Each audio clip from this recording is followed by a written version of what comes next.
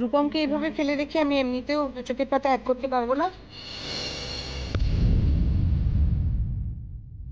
তার চেয়ে আমি এবারেই থাকছি। মা, আমার মনে হচ্ছে তুমি শুধু শুধু টেনশন নিচ্ছ। আর বৌদি তো আছে, বৌদি সামনে নেবে সব। আমি বললাম তো আমি এই ঘরেই থাকছি।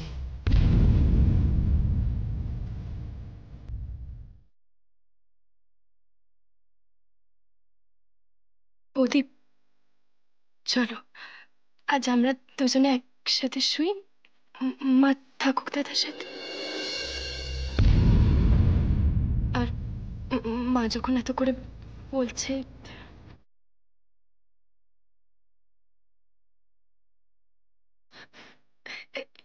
এসো না, এসো।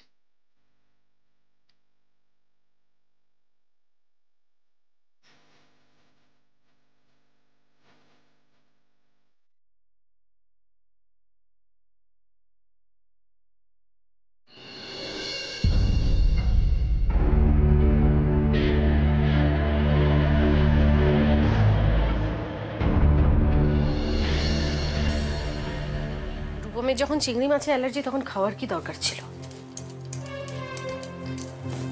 চিংড়ি মাছ তো আর অন্য মাছের মতো নয় যে দেখলে চেনা যায় না।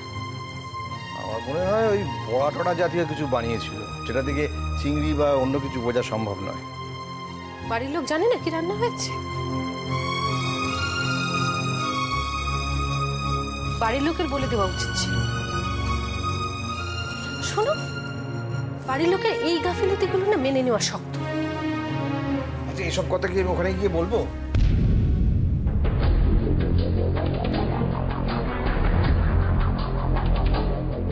রুদ্রদার ব্যবহারটাও কিরকম যেন খাপছাড়া লাগলো। এই বললেন নাকি রূপম বাড়িতেই নেই, আবার রূপম নাকি বাড়িতেই ছিল, খাওয়া দাওয়া করছিল। হয়তো একটু আগেই ফিরেছে। আরে এত প্রশ্ন করছো কেন রোমা? ডাক্তার দেখে গেছেন, রূপম ভালো আছে, শ্রেয়াও ভালো আছে। এর থেকে বেশি জানার বা বোঝার দরকার তো আমাদের নেই।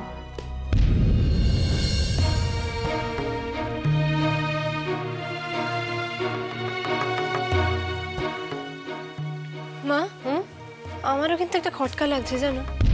কি খটকা? সেদিন যখন ফুলসজ্জার তত্ত্ব নিয়ে ওদের বাড়িতে গেলাম, সবাই না কিরকম যন্ত্রের মতো আচরণ করছিল। দিদি, উনি তো শুরু থেকেই গম্ভীর হয়েছিলেন, তবে আমার মনে হয় রূপম দা, রুদ্র আঙ্কেল, দি ভাই, এরা সবাই আমাদের থেকে না কিছু একটা লুকোচ্ছে। ঝিমলি শোন, এইসব কথাগুলো যেন তোর বাবাকে একদম বলবি না, বুঝেছিস? এই কথাবার্তা একদম তোর বাবার কানে যেন না যায়, ঠিক আছে? ঠিক আছে। রূপম নে শুয়ে পড়, শুয়ে পড়, ঘুমো এবার, রাখো বলে। বাবা, সারাটা দিন যা গেল না, মন্দিরে দর্শন করতে গিয়ে অতক্ষণ ওখানে ঠায় দাঁড়িয়ে, তারপর বাড়িতে এসে তোর এই অবস্থা। শোন, তোর একটু দেরি করে একটা ওষুধের ডোজ আছে, হ্যাঁ? বাই চান্স যদি আমার চোখটা লেগে যায়, নিজে কিছু করার চেষ্টা করবি না, আমাকে ডাক দিবি, বুঝলি? তুমি ঘুমোতে যাও মা, আমি না মোবাইল অ্যালার্ম দিয়ে রেখেছি, আমি খেয়ে নেবো পরের ডোজটা। না না, প্রশ্নই ওঠে না। এই তো আমি এখানে বসে বসে বই পড়ছি, তোকে ওষুধটা খাইয়ে তবে আমি ঘুমোতে যাব। নে চোখ বন্ধ কর, ঘুমিয়ে পড়, ঘুমিয়ে পড়।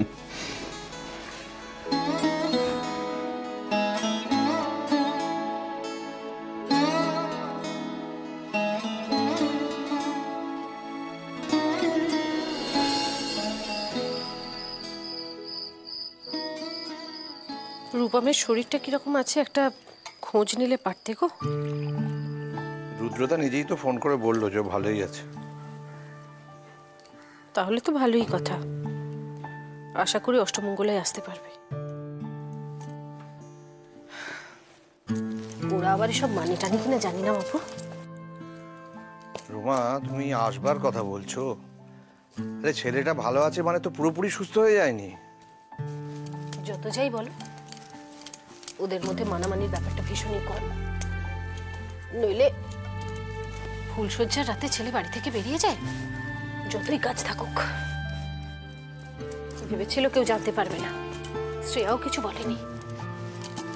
ধর্মের কল বাতাসে নড়ে, এসব কি আর চাপা থাকে? সেই তো বেরিয়ে গেল।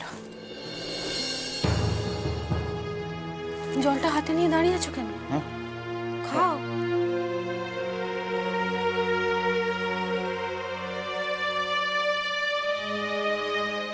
এমনিতেই অষ্টমঙ্গলার আগে নতুন বউকে ছেড়ে ছেলের কোথাও যেতে নেই। ঠিক আছে, তুমি যখন এত করে বলছো তখন আমি ওদের সঙ্গে একটা কথা বলবো। তুমি এরকম অনিচ্ছা নিয়ে বলছো কেন বলো তো? হ্যাঁ, তুমি চাও না তোমার মেয়ে জামাই দুদিন তোমার কাছে এসে থাকুক? রুমা, পরিস্থিতিটা এমন যে চাইলেও সবকিছু বলা সম্ভব নয়। আরে বাবা, শরীর যদি ভালো থাকে তাহলে এসে থাকতে তো কোনো অসুবিধা নেই এখানে। ঠিক আছে, তুমি যখন বলছো আমি খুকুর সঙ্গে কথা বলবো। কেন তুমি খুকুর সঙ্গে এটা নিয়ে কথা বলবে? এটা খুকুকে বলার মতো কথা? খুকুর মাথার উপরে শ্বশুর শাশুড়ি আছে, তাদের বলবে। ছেলে বউকে যেন দুদিন অষ্টমঙ্গলা এখানে পাঠায়।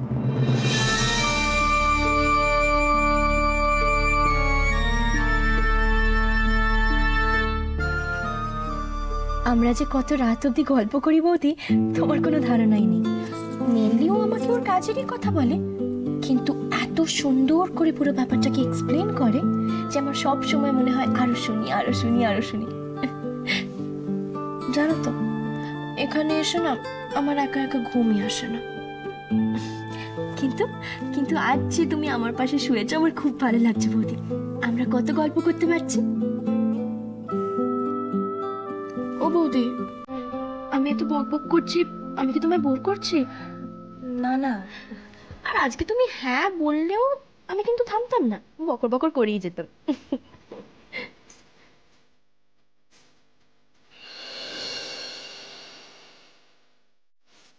কি হলো বৌদি? একটু একটু জল। ও জল?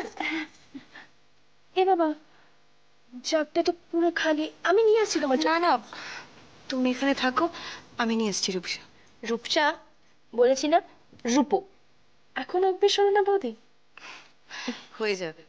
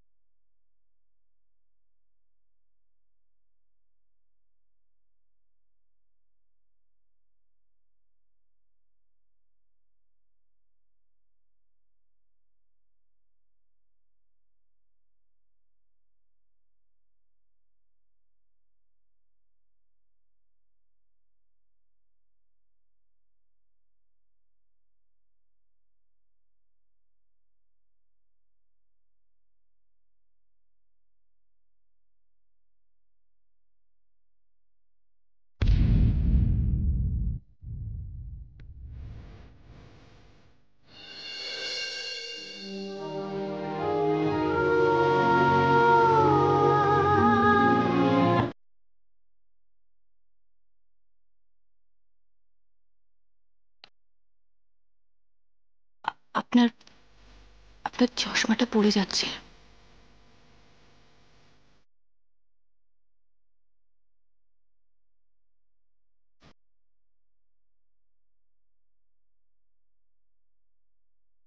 আপনার ওষুধ খাওয়ার সময় হয়ে গেছে। নিন। ওটা থাক, আমি আমি খেয়ে নেবো পরে।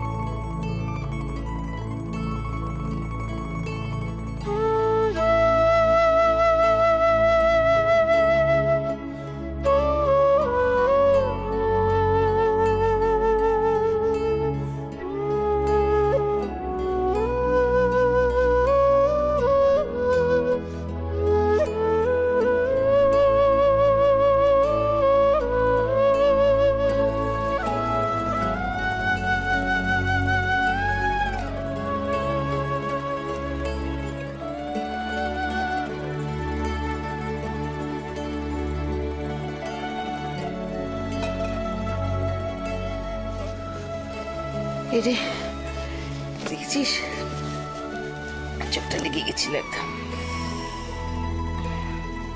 দাঁড়া, তোকে ওষুধটা দিয়ে দি।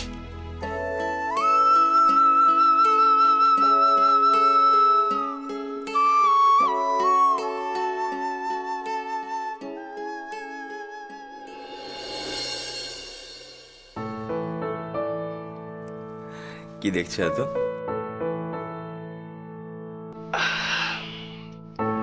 যাও ঘরে গিয়ে শুয়ে পড়ো, আমি তো ওষুধ খেয়ে নিয়েছি।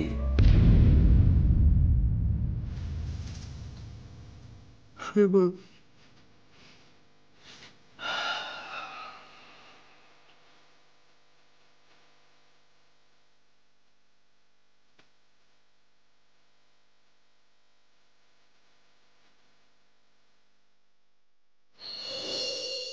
তুমি কেন এরকম বলছো আমি বুঝতে পারছি না। আচ্ছা প্রবলেমটা কি আমার বলবে তো? আচ্ছা কেন তুমি আমায় এভাবে শাস্তি দিচ্ছ বলো তো? আমার অপরাধটা কি বলবে আমাকে তুমি? কেন আমাকে এভাবে শাস্তি দিচ্ছ? জানো জানো এখানে সবাই তোমার কথা জিজ্ঞেস করছে, আমি যে কিভাবে অ্যাভয়েড করছি সেটা শুধু আমি জানি।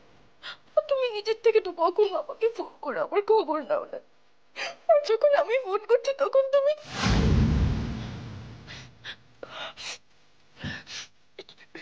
শোনো না, আমরা দুজনে বসে ডিসকাস করে নেবো, সব ঠিক হয়ে যাবে। একটু আমার কথা শোনো না তুমি, প্লিজ তোমার ডিসিশনটাকে চেঞ্জ করো। প্লিজ নীল, প্লিজ তোমার ডিসিশনটাকে চেঞ্জ করো, আমি বলছি তো সব ঠিক হয়ে যাবে। Please please. Everything is over Rupsa. কাল যেভাবে হোক যখন হোক তুমি এখানে আসছো, সবাই থাকবে, যা কথা হওয়ার সবার সামনেই হবে।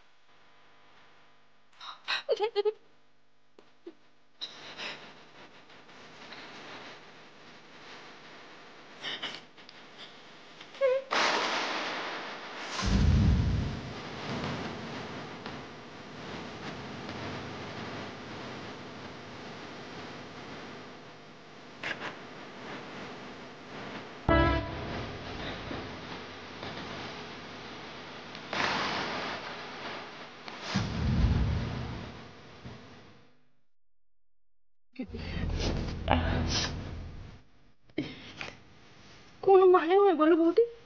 এখন আমাকে নীল ফোন করে বলছে যে কালকে বাড়ি ফিরে যেতে।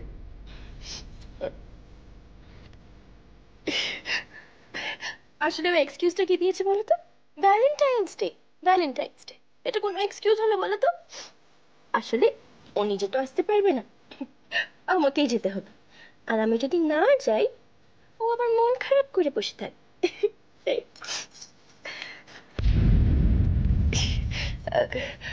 আসলে বৌদি মানে ব্যাপারটা কি বলতো, দেখো আমি তোমাকে বলেছি না, নীল আমাকে এতটা ভালোবাসে যে ও তো আমাকে ছাড়া দুদিনও থাকতে পারে না। আর তাই ভ্যালেন্টাইন্স ডে হলো একটা এক্সকিউজ। আবার সেই প্রবলেম, কালকে সকালে উঠে আবার আমার মাকে বোঝাতে হবে যে মা আমি বাড়ি চলে যাচ্ছি, তাতে আবার মার মন খারাপ হবে। উফ, কি যে করি না কিছুই বুঝতে পারি না।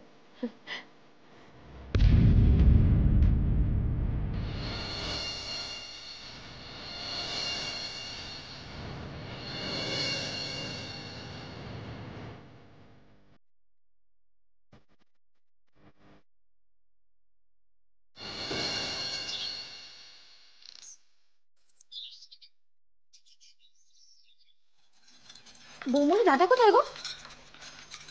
বাইরে দেখলে না? না গো, বাইরে দেখলাম না তো, এর জন্য চাটা নিয়ে এই ঘরে এলাম। চাটা রেখে দেখো অন্য কোনো ঘরে আছে কিনা। আচ্ছা ঠিক আছে।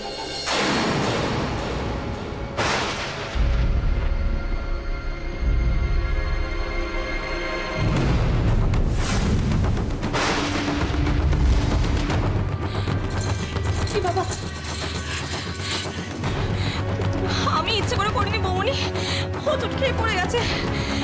মা একই আমার ওপর রেগে আছে, হঠাৎ করে কাউকে কিছু না বলে চলে গেছে।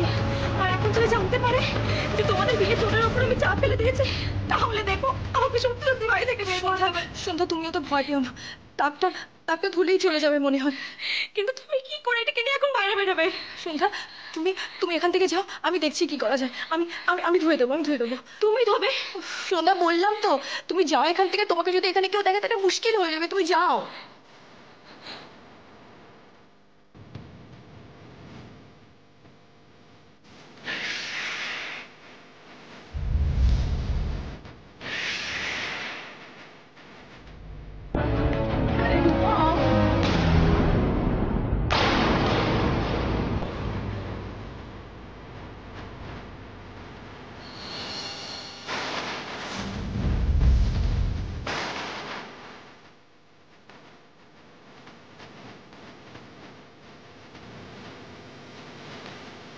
এটা কি করছো তুমি?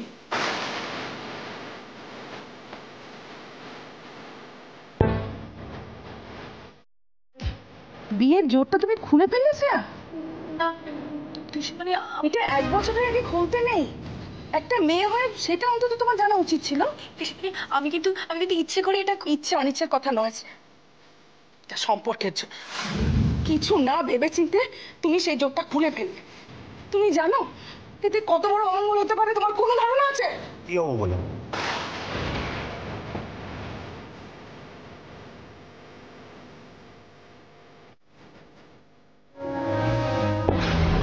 দুটো কাপড় যদি আলাদাও হয়ে যায় পিসিমণি, কি এমন অমঙ্গল হতে পারে? এতে কতটা খারাপ হতে পারে তোর ধারণা আছে বাবা? না, ধারণা নেই, আমি ধারণা করতেও চাই না। আমি এগুলো বিশ্বাস করি। তা বিশ্বাস করবি কেন? তোরা তো এক একটা সব দিগ্গজ পণ্ডিত হয়ে গেছিস না, অনেক বড় হয়ে গেছিস। এটার জোরে সংসারে শান্তি থাকে, স্বামী স্ত্রীর সম্পর্কটা টিকে থাকে, আরো দৃঢ় হয়। আমি আর কি বলবো? আমার বলা না বলা দুই সমান। আমি আর কি বলবো বল?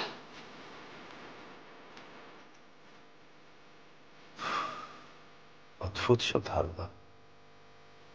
যেখানে দুটো সম্পর্কে